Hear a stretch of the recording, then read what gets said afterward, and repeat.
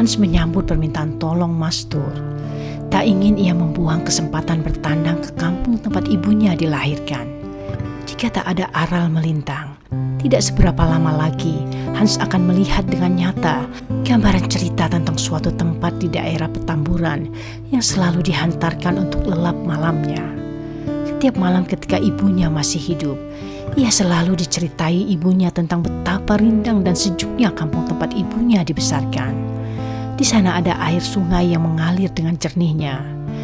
Sayangnya cerita indah tentang kampungnya itu hanya sebagai pengantar Aryati untuk menceritakan segala perlakuan keji orang-orang kampung terhadap dirinya. Semenjak menikah, Aryati tak pernah bisa lagi pulang ke tanah kelahirannya. Ia telah dicap sebagai kafir karena menikahi seorang Belanda dan haram bagi dirinya untuk menginjakan kaki kembali di kampungnya.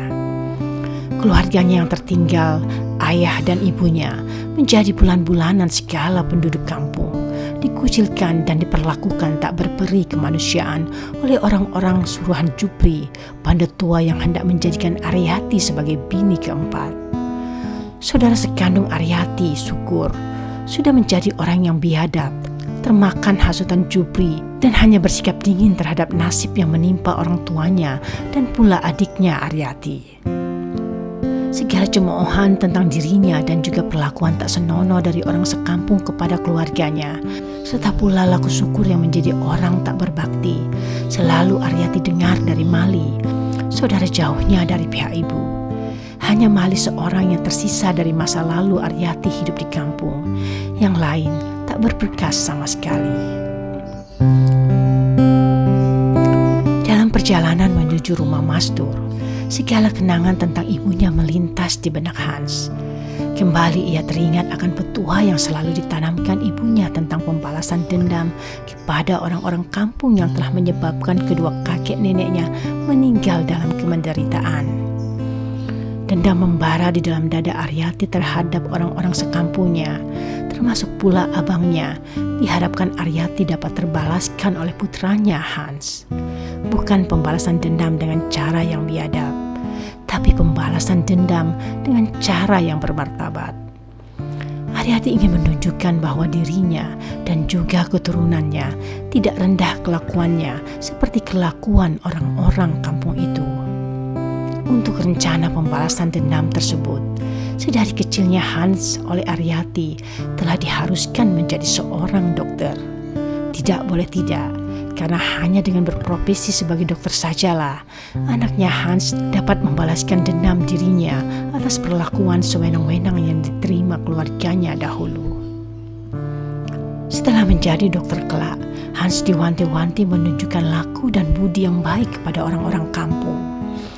Biar mereka melihat keturunan Aryati, orang yang telah dicemoohkan keberadaannya dahulu, adalah seorang yang bermartabat tinggi, pula terhormat serta berpendidikan tinggi. Sebagai seorang dokter, anaknya Hans akan menjadi tuan penolong bagi segala penduduk kampung. Pertolongan dan kebaikan budi yang ditunjukkan oleh anaknya kelak diharapkan dapat membuat mereka merasa malu dan menyesal telah berbuat tak baik pada orang tua, sekalian kakek dan nenek dari tuan penolong mereka. Dan sekarang, belum lagi genap 2 minggu Hans berada di Batavia, seusai menamatkan sekolah dokter di negeri Belanda nun jauh di sana. Tak dinyana dan tak diduganya, ia sudah dekat pada hari pembalasan itu. Dipinjamnya mobil milik ayahnya untuk menghantar dirinya ke kampung tempat pembalasan akan berlangsung. Malih pun diajaknya pula, guna mengumumkan kepada segala penduduk kampung. Inilah dia, Dr. Hans van Deventer, putra seorang wanita bernama Aryati, penduduk asli kampung yang telah terbuang. Sudah dapat dipastikan apa yang akan terjadi. Kegemparannya melanda seluruh penduduk kampung. Dan benarlah apa yang dipikirkan akan terjadi itu. Belum sampai ke tempat yang dituju, baru memasuki jalan kampung, kedatangan Hans, Mali dan Mastur di sepanjang tempat yang dilalui telah membuat semua aktivitas mereka penduduk kampung terhenti. Semua mengalihkan perhatian pada oto sedan yang sedang berjalan lambat di hadapannya. Heran dengan rupa kendaraan yang memasuki kampung mereka. Seumur-umur baru sekali ini saja mereka melihat rupa kendaraan pengangkut orang semacam ini. Tak mau membiarkan kejadian langka berlalu begitu saja, mereka pun bergerak, berlari-lari kecil mengiringi mobil yang dikemudikan Hans. Sedangkan Hans sendiri, meski resiko yang harus ditanggung cukup besar, mobil ayahnya lecet-lecet bahkan mungkin rusak, tak membuat ia khawatir. Hal itu sudah masuk dalam perhitungannya, sengaja dilakukan sebagai bagian dari rencana pembalasan dendam. Mobil terus saja dijalankan, dan terus pula bertambah orang-orang mengiringkannya, menghalangi mobil bergerak leluasa. Sepanjang itu, Hans hanya tersenyum saja, tak peduli dengan bentuk dan warna bodi mobil yang sudah penuh dengan cap tangan penduduk kampung yang memegangi kendaraan milik ayahnya itu. Justru yang bersuara adalah Mali. Sibuk sekali ia menggisahi orang-orang yang mengiringi agar tak memegangi dan menjauh dari mobil yang ditumpanginya. Seolah-olah dialah tuan pemilik mobil bagus itu.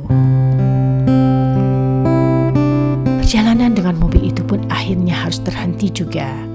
Perjalanan menuju rumah Mastur hanya bisa dilanjutkan dengan berjalan kaki saja. Jalanan yang dapat dilalui mobil putus sampai di situ. Sudah tidak terdapat lagi ruang tanah yang dikhususkan untuk dijadikan jalan. Hanya rumah-rumah dan perkarangan yang ditumbuhi pepohonan besar milik penduduk saja yang ada di depan sana. Untuk dapat sampai ke rumah Mastur, harus dilakukan dengan berjalan kaki, melewati perkarangan dari rumah-rumah penduduk itu.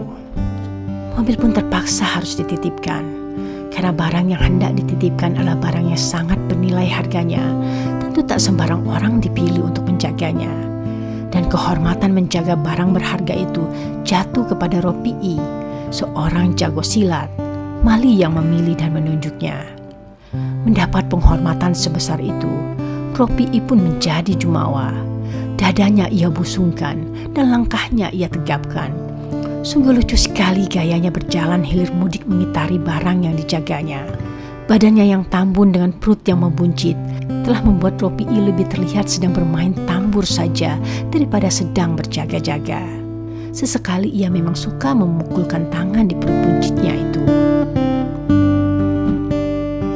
Sepanjang perjalanan yang ditempuh dengan berjalan kaki, Hans berjalan dengan tegap sambil bibirnya menebarkan senyum keramahan. Banyak lagi penduduk kampung, tua, muda, laki, perempuan yang mengiringinya. Mereka keheranan dengan adanya orang asing yang memasuki kampungnya. Sampai sejauh ini, mereka belum tahu siapa adanya Hans. Yang diketahui hanyalah orang asing itu adalah dokter yang akan mengobati Romli, anak Mastur sematawayang. Mereka pun kemudian bertanya-tanya, berapa Mastur membayar dokter asing itu untuk didatangkan ke rumahnya. Tak mungkinlah Mastur mampu membayarnya. Sebabnya ia hanya seorang petani dengan 2 petak sawah saja. Melewati sebuah rumah kayu beratap rumbia yang sudah mengering, Mali mendekati Hans dan membisikkan sesuatu di kupingnya. "Ini rumah syukur, uang engkau Hans." Hans menolehkan kepalanya ke kiri, memandangi rumah yang ditunjukkan Mali.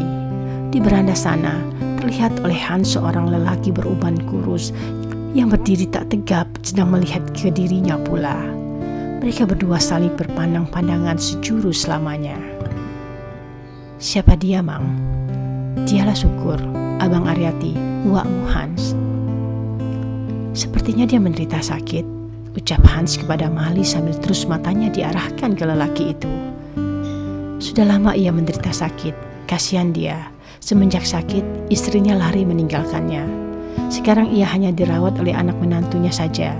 Setiap hari menantu perempuannya mengomelinya. Sepertinya tak ikhlas merawat bapak mertuanya. Bahkan si Syafei, anak lelaki satu-satunya uakmu itu, juga selalu memarahi bapaknya. Apakah engkau hendak mampir ke sana nanti, Hans?" "Kita lihat sajalah nanti." Sebenarnya Hans ingin sekali mendatangi dan menemui uaknya yang sedang sakit itu. Namun ia masih menimbangnya. Sebabnya Aryati meminta dirinya untuk membalaskan dendam kepada uaknya itu dengan perlakuan yang berbeda dari penduduk kampung lainnya. Jangan pernah Hans sampai mengakuinya sebagai keluarga, biarpun Syukur memohon pengampunan dengan sangat. Sakit hati sekali rupanya ibunya itu kepada Syukur. Hans, Mali, serta Mastur terus berjalan dan terus pula diiringkan orang yang sepanjang jalan semakin bertambah saja, serupa mengarak pengantin pria yang hendak mendatangi rumah pengantin wanita. Kehebohan yang ditimbulkan dari kedatangannya ini membuat Hans semakin tersenyum jumawa. Terbayang sudah di pelupuk matanya berpasang-pasang mata dari muka-muka yang menjadi tercengang ketika pada akhirnya mereka tahu kalau orang yang sedari tadi diiringi dengan penuh keheranan dan ketakjuban adalah orang dari keturunan kampung ini pula. Bertambah keterkejutan mereka nantinya jikalau sampai tahu siapa ibu kandung dari pengantin pria yang sedang diarak itu. Sampai pula akhirnya mereka di rumah Mastur. Istri Mastur, Aminah, menangis menyambut suami dan juga tamu-tamunya. Romli semakin parah bang, bagaimana ini? Bagaimana kalau sampai Romli tidak ada? Hus, jangan ngomong sembarangan. Begini ini kalau orang tidak pernah makan bangku sekolahan, ngomong asal nyap-nyap saja. Sergah Mastur pada istrinya dalam bahasa kampung yang kental. Mastur marah kepada istrinya saat itu karena ia juga takut kalau perkataan istrinya itu menjadi kenyataan. Sedangkan Hans menjadi terbengong mendengar suara keras Mastur membentak istrinya. Dulu ibunya pernah bercerita kalau laku seseorang dari kampung ibunya itu yang suka berkata-kata keras kepada anak istri sudah menjadi kebiasaan dan adat sehari-hari. Sungguh suatu kebiasaan yang tak patut dipelihara. Tanpa mempedulikan tangisan istrinya, Mastur mengajak Hans dan Mali bersegera masuk ke dalam dan menjenguk Romli di dalam kamar tidurnya. Di dalam kamar yang hanya disekat oleh gedek bambu, di atas ranjang kayu beralas kasur kapuk tipis, berbaring seorang anak lelaki berumur kira-kira 10 tahun. Dialah Romli, anak semata wayang Mastur dan istrinya Aminah. Dari mulut Romli terdengar igauan dan pula erangan yang menunjukkan bahwa dirinya benar dalam keadaan kesakitan. Muka anak itu sungguh pucat pasi dan bibirnya telah menjadi biru. Hans mendekati ranjang pembaringan Romli dan duduk di tepinya. Diletakkan punggung tangannya pada dahi anak itu. Dirasakannya betapa hangat suhu tubuh Romli melewati suhu normal.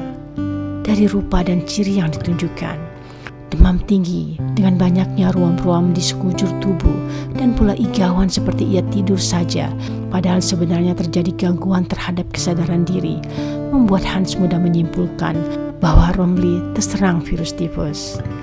Virus yang menyerang usus Romli itu sangat berbahaya apabila dibiarkan lama, dan Hans tak yakin apakah ia dapat mengatasi penyakit yang diderita Romli, karena sepertinya sudah parah sekali tifus yang menyerang anak ini. Inilah pertaruhan yang akan ia lakukan.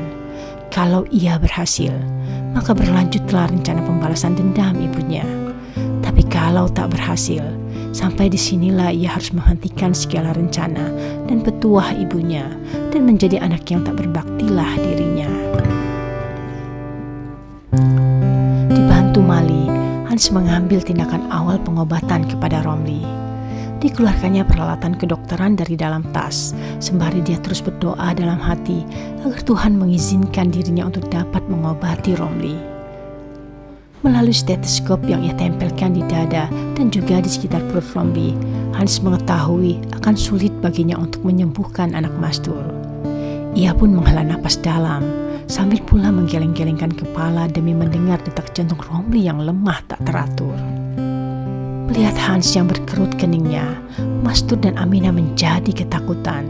Tak lain tidak, mereka berdua menangkap bahwasanya anak mereka sudah sangat parah sakitnya. Dan Aminah, yang sedari tadi menahan isaknya, akhirnya menjerit sejadi-jadinya, menangis meraung-raung. Lolongan tangis Aminah ditangkap oleh semua orang yang mengampuhi rumahnya, menyangka Romli sudah lewat. Banyak dari mereka yang merangsek masuk ke dalam kamar yang sempit itu guna memastikan persangkaan mereka itu benar adanya. Kembali Mastur menyergap istrinya, tetapi Aminah sama sekali tidak peduli, tetap saja menangis meraung. Suara bentakan Mastur dan raungan Aminah yang seling berseling dan banyaknya orang yang mendesak ke dalam kamar membuat Hans tak nyaman, tak bisa ia berkonsentrasi dalam memberikan pengobatan kepada Romli. Dengan isyarat tangan, Hans meminta Mali mengatasi kegaduhan yang sedang terjadi. Dan dengan cepat Mali menangkap perintah, bertindak membentaki dan mengusiri orang-orang yang menyesaki kamar. Kepada Mastur dan Amina dimintanya untuk diam, kalau tidak terpaksa ia harus mengusirnya juga. Benar-benar Mali sangat berkuasa saat itu. Semua orang mendengarkan dan melakukan segala apa yang diperintahkannya. Setelah Mali sukses mengusir orang-orang keluar dan sukses pula menyuruh Mastur dan Amina diam, kembali Hans meneruskan langkah pengobatannya kepada Romli. Dalam tasnya, Hans mengeluarkan alat suntik serta botol kecil berisi cairan penisilin dan juga sebuah botol berukuran sedang yang berisi cairan obat penurun panas. Dengan menggunakan sendok, Hans meminumkan obat penurun panas ke dalam mulut Romli terlebih dahulu. Cukup lama juga Hans menjaga keseimbangan kepala Romli agar obat yang dimasukkan secara paksa ke mulut anak itu tidak tertumpah. Sehabis itu, barulah kemudian Hans menyuntikkan penisilin ke dalam tubuh Romli. Penisilin yang barusan disuntikan Hans adalah suntikan pertama dari 12 penyuntikan yang harus dilakukan. Dengan itu berarti selama 6 hari berturut-turut lamanya, pagi dan sore harus ada orang yang melakukannya. Kalau sekedar menyedokkan obat ke dalam mulut, siapapun bisa melakukannya. Tetapi untuk memasukkan obat melalui suntikan, tentu harus seorang ahli, seorang dokter yang melakukannya. Ternyata hal itu sama sekali tak memberati diri Hans. Benaknya dipenuhi pikiran menarik simpati yang sebesar-besarnya dari segala penduduk kampung untuk ia menjalankan rencana balas dendam. Sakitnya Romli disyukurinya sebagai jalan ia menjalankan wasiat ibunya. Dirinya pun telah menyusun sebuah perencanaan. Romli dan kedua orang tuanya akan ia bawa menginap ke rumahnya. Sekarang ini ia membutuhkan waktu sejenak untuk menjalankan segala rencananya. Ia masih menunggu reaksi obat yang barusan diberikannya tadi. Jika memberikan reaksi baik, walaupun hanya sedikit, ia akan mantap menjalankannya. Terhadap kebaikan dan kemurahan hati yang diberikannya, biar Mastur dan Amina saja yang nantinya akan bercerita pada penduduk kampung. Mengenangkan semua itu terjadi, Hans mengulum senyum. Senang dan bangga ia telah menjalankan wasiat ibunya. Sambil menunggu keadaan Romli membaik, Hans hendak melepaskan penat dengan berjalan-jalan, menghirup udara segar sambil berkeliling kampung, menyinggahi tempat-tempat yang pernah diceritai ibunya, Mali yang menjadi pemandunya. Dan kembali lagi, Hans diarak keliling kampung, bahkan lebih banyak dan lebih meriah dari waktu pertama datang. Tak jarang para orang kampung itu mengulurkan tangan, berharap dapat menjabat tangan Hans yang kekar, seolah ia adalah seorang bintang pujaan, serupa dengan pelakon film Hollywood Charlie Chaplin ketika datang berkunjung ke Hindia, dielukan dan disanjung-sanjung. Tapi penduduk kampung tak kenal siapa Charlie Chaplin. Laku mereka saat ini jelas bukan meniru para penggemar si pemain film bisu itu. Hans menyihir para penduduk dengan pembawaan diri dan barang yang dikenakannya. Semua takjub dengan pembawaan Hans yang tampan dan gagah, serta keramahan yang selalu terpancar dari senyum di wajahnya yang seolah-olah menyapai semua orang di sana. Stil Hans yang menggunakan pakaian dari bahan bermutu tinggi dan mahal, serta arloji emas 18 karat yang melingkari pergelangan tangannya, terlebih lagi mobil yang dibawanya, menambahi ketakjuban mereka terhadap diri Hans.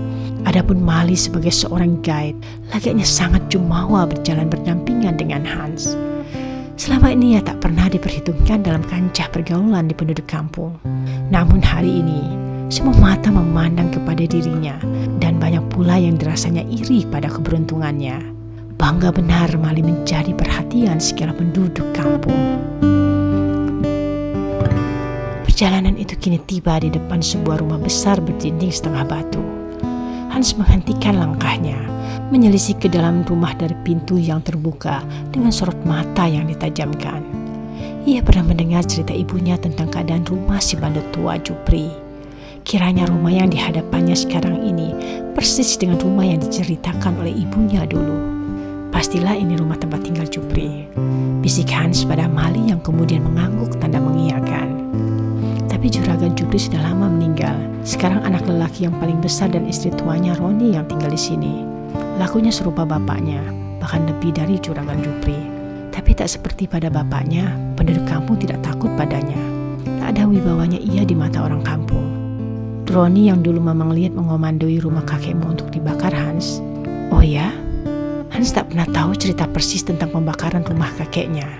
Kalau memang iya, benar-benar biadab perbuatan yang dilakukan Jupri, anak-anaknya, sekalian pula orang kampung kepada ibunya. Hans pun hanya menghela napas saja mengenangkan kejadian lampau itu. Di dalam rumah yang sedang diperhatikan tersebut, muncul seorang lelaki gendut dengan muka dipenuhi cambang bauk yang tak terurus, dan di tangannya ada gelang akar bahar besar berwarna hitam. Songong benar laku dari lelaki itu memandangi kerumunan orang yang berada di depan rumahnya.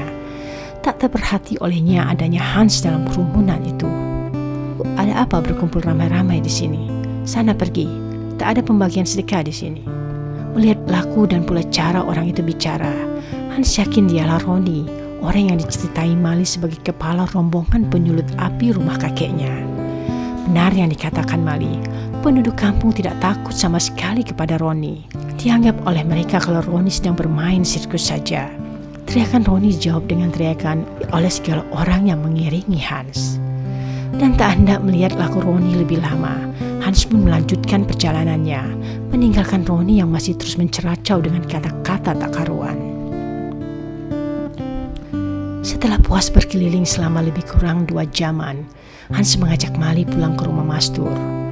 Rasa letih dan penat menyegera Hans berjalan pulang. Tetapi Hans senang, hasrat sejak dulu sudah kesampaian saat ini, menginjakan kaki dan bermain di kampung kelahiran ibunya. Rombongan yang dipimpinnya itu pun tiba kembali di rumah Mastur. Namun tak disangka dan diduga, di hadapannya sekarang banyak orang, tua, muda, lelaki, perempuan bergerombol di perkarangan rumah Mastur. Mereka mengaku-ngaku sakit dan minta ditolong diobati oleh Hans. Laku berani orang-orang itu ternyata dipicu oleh penjelasan Mastur bahwa ia sama sekali tak berongkos sepeser pun untuk biaya pengobatan Romli yang dilakukan Tuan Dr. Hans. Mau tak mau Hans harus memeriksa mereka semua. Maka kemudian terjadilah kesibukan yang luar biasa di beranda rumah Mastur. Satu persatu penduduk yang merasai dirinya sakit berganti-gantian menghadap Hans guna diperiksa keadaannya. Ada sekitar 50-an orang yang harus diperiksa Hans, membuat ia sungguh kewalahan. Untung ada Mali yang sibuk mengatur sana-sini, memerintah orang-orang ini itu. Herannya, apa yang diperintahkan oleh Mali semua dituruti oleh penduduk kampung. Padahal siapalah dia sebelumnya, jangankan menurutkan perintahnya, berbicara dengan dirinya pun mereka enggan. Benar-benar kehadiran Hans membawa berkah yang besar bagi Mali, bertambah membusung saja dadanya itu. Pengobatan gratis dadakan yang dilakukan Hans telah membuat dirinya capai luar biasa. Namun ada rasa kebanggaan tersendiri yang ia rasakan. Sayangnya ini semua dilakukan karena pembalasan dendam, hingga tak bernilailah kebaikan yang dibuat Hans di mata Tuhan. Matahari kini sudah lurus di atas kepala. Tanda hari sudah memasuki setengahnya. Dan seperti biasanya, di waktu ini, para lelaki kampung sudah bertafakur di masjid menunggu tibanya waktu sholat Jumat. Tetapi hari ini terjadi hal yang tidak biasa. Baru beberapa saja dari lelaki kampung yang telah berada di dalam masjid. Sebagian besar mereka masih berkumpul di rumah Mastur, tak menyadari bahwasanya waktu sholat Jumat sudah hampir tiba. Baru ketika terdengar suara kumandang azan, mereka semua menjadi kocar-kacir, berlari berhamburan. Karena kejadian ini, pelaksanaan ibadah Jumat mesti tertunda dulu beberapa menit, menunggu berkumpulnya para jamaah yang terlambat hadir. Kehebohan yang ditimbulkan oleh kehadiran Hans tampaknya akan belum berakhir. Akan ada kehebohan yang lebih lagi, dan menjadi klimaks dari semua kehebohan yang terjadi sebagian ini. Puncak kehebohan itu akan terjadi pada siang ini, di sidang Jumat ini. Kedatangan Hans bersama Mali dan Mastur di masjid telah membuat gempar para jamaah. Berpasang-pasang mata tertuju ke sosok Hans yang berdiri di muka pintu, mencari tempat luang di dalam masjid. Saat itu Pak Penghulu sudah naik mimbar, bersiap mengucap khotbah Jumat. Kedatangan Hans menghentikan sementara khotbah yang hendak dilakukan Pak Penghulu. Dengan geram Pak Penghulu turun dari mimbar, berjalan gesah menghampiri Hans dan berkata sesuatu kepada pemuda itu. Masjid ini hanya untuk orang muslim, begitupun ibadah Jumat ini. Harap Tuan Dokter keluar, jangan mengacaukannya. Cukup kekacauan yang Tuan buat di luar sana, jangan di tempat yang suci ini. Pak Penghulu sepertinya kesal dengan kehadiran Hans yang menurutnya telah membuat banyak kekacauan di kampung. Dan dipikirnya sekarang akan diperbuat di dalam masjid. Hans sangat memaklumi pikiran yang ada di kepala Pak Penghulu dan mungkin juga pikiran banyak orang di sana. Mereka pasti tak akan menyangka kalau kehadirannya di dalam masjid itu sama tujuannya dengan mereka. Meski maklum, Hans memasang wajah menantang. Dan dengan tajam pula ia berkata-kata kepada Pak Penghulu, "Aku seorang muslim. Aku berhak dan berkewajiban menunaikan ibadah sholat Jumat di sini. Kecuali Bapak hendak menanggung dosaku, aku akan keluar sekarang." Mendengar ucapan Hans barusan, Pak Penghulu menjadi terperangah tak percaya. Guna meyakinkan dirinya, Pak Penghulu menolehi Mali, meminta penegasan kalau ucapan Hans itu benar adanya. Mali mengangguk mantap, membuat Pak Penghulu yakin dan surut marahnya. Segera ia meminta maaf, bukan dengan perkataan, tapi dengan perbuatan, yaitu mengajak dan menggandeng Hans menuju arah mimbar. Sedang Mali menjadi terbengong sendirian. Keinginan Mali untuk ikut Hans langsung dicegah oleh Pak Penghulu. "Engkau di sini saja, Mali. Sekali-sekali Tuan Dokter bersamaku, jangan denganmu terus, berbagilah sedikit. Lagian di depan sana, cuman ada satu tempat yang kosong." Hans menjadi tersenyum geli mendengar perkataan Pak Penghulu yang diucap dengan logat kampung itu. Kentara sekali di antara Pak Penghulu dan Mali terjadi usaha dalam memperebutkan dirinya. Tujuannya jelas, yakni mencari simpati dan pusat perhatian saja. Ternyata Pak Penghulu ini masih perlu simpati dan perhatian. Sambil menggandeng tangan Hans, Pak Penghulu berjalan menuju mimbar. Di depan mimbar itu ada sebuah sap kosong, tempat di mana Pak Penghulu duduk kalau ia turun mimbar. Setelah di atas mimbar, belum langsung Pak Penghulu mengucap khotbahnya. Ia masih menyematkan diri menerangkan kehadiran Hans di dalam masjid kepada semua jamaah yang hadir. Tentu saja penyampaian dari Pak Penghulu yang menyebutkan bahwa Hans adalah seorang muslim menimbulkan kegemparan. Tak terhindarkan lagi kekusukan ibadah Jumat pun menjadi terganggu. Apalagi di luar masjid, para wanita yang sedari tadi mengintip bersuara berbisik-bisik mengganggu konsentrasi sholat.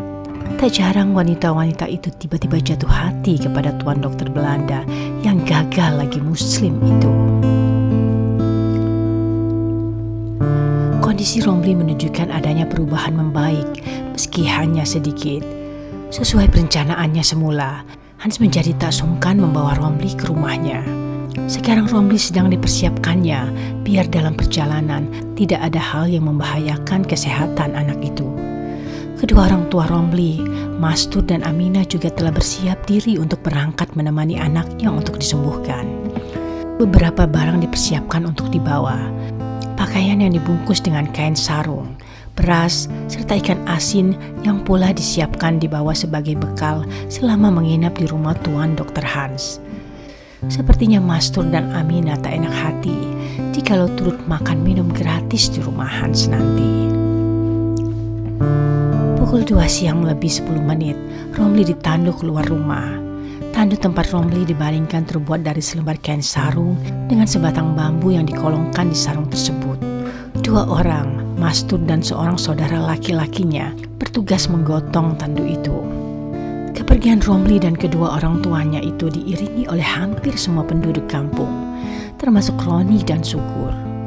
Posisi Mali yang sedari tadi berdiri di samping Hans kini tergantikan oleh Pak Penghulu yang juga turut mengantar. Sampailah arak-arakan itu di rumah Ropi'i. Bersegera Hans membuka kunci pintu mobil dan menyuruh Mastur dan Aminah naik ke kursi belakang. Di atas pangkuan orang tuanya itu, Romli dibaringkan. Sedang Hans dan Mali mengambil duduk di bangku depan. Hans di belakang kemudi dan Mali di sampingnya. Wajah Mali kembali berseri karena telah kembali berada di samping Hans, menyingkirkan Pak Penghulu. Mobil mulai dihidupkan dan secara perlahan mulai dijalankan. Berpuluh pasang mata menghantarkan dengan perasaan iri akan keberuntungan Mali, Mastur, Amina dan terlebih Romli yang telah mencobai nikmatnya naik mobil mewah. Sama sekali penduduk kampung belum tahu siapakah Tuan Dr. Hans sebenarnya. Hans menunggu Mastur yang memberitahukannya kelak, tentu setelah Romli sembuh nanti.